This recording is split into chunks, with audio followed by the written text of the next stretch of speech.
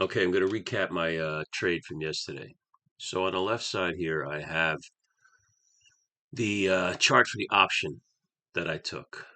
And I set it up as a 2-minute chart because that's what I traded off of. On the right side, I have the underlying ETF, right? The S&P 500 ETF that corresponds to the option on the left. So all the way to the left here, you see where the market opened up. And of course, I'm letting the first 30 minutes go by just to let everything, all that overnight stuff unwind before I take a trade. I don't like to get mixed up in all that morning at the open mess. All right, so my strategy was I'm working off the 9 EMA. Okay, so I'm doing the 20 trade test from Mark Douglas's book, Trading in the Zone. All right. So here at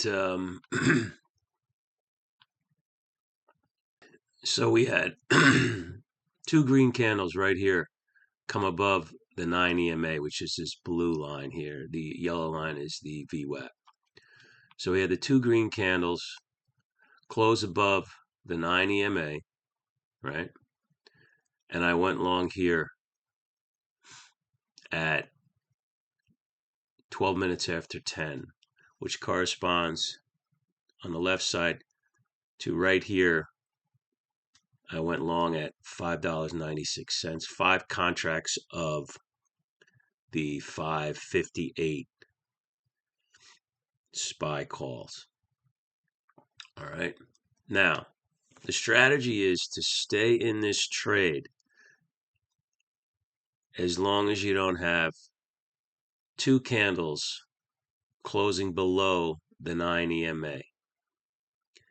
Right. So I went long here and I ended up slowly getting out at, I took some off at 652 and then 3 more contracts I got out at 675. Right. So I got out early. I could have stayed in this trade. Here you had one red candle close under the 9 EMA, but the next candle was green. So I could have stayed in this trade and rode it up for a little bit more until here you had, well, even here you didn't have, well, that's the option, sorry.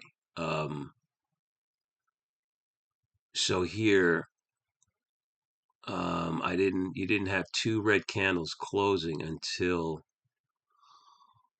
let's see what this is, 10:52. So over here, 10:52 was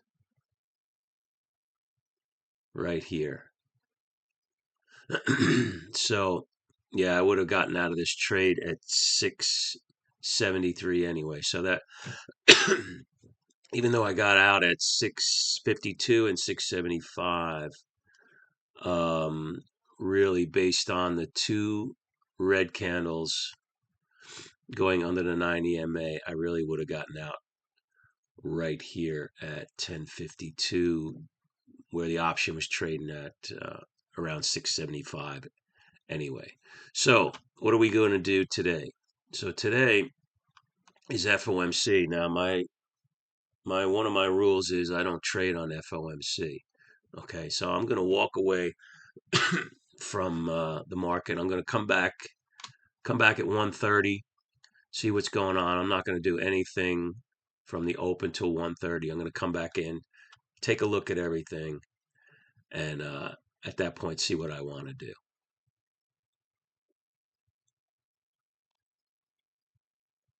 Okay, so I'm back. It's 1:55 p.m. on Wednesday, FOMC day. You could see right here why I don't like to trade on FOMC day. Look at this back here. This started at 10:46. Boom. right? And now we're getting close to Powell talking, and these markets just makes these drastic moves in a matter of a few minutes. So this is why I don't like to trade on FOMC day. I don't want to get caught in this stuff, right? Now, if I was doing my 9 EMA strategy, right here, that would have been good. But what about here? I had two green candles close above the 9 EMA, but so normally I would go long on that. But we're right at the point where Powell is going to speak, and boom. I would not have been able to get out quick enough unless I had a hard stop order in here. I would not be able to get out fast enough. I would take a big loss here. So, and that could happen any day, really.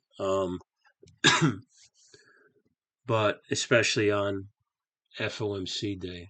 Now, once Powell starts talking,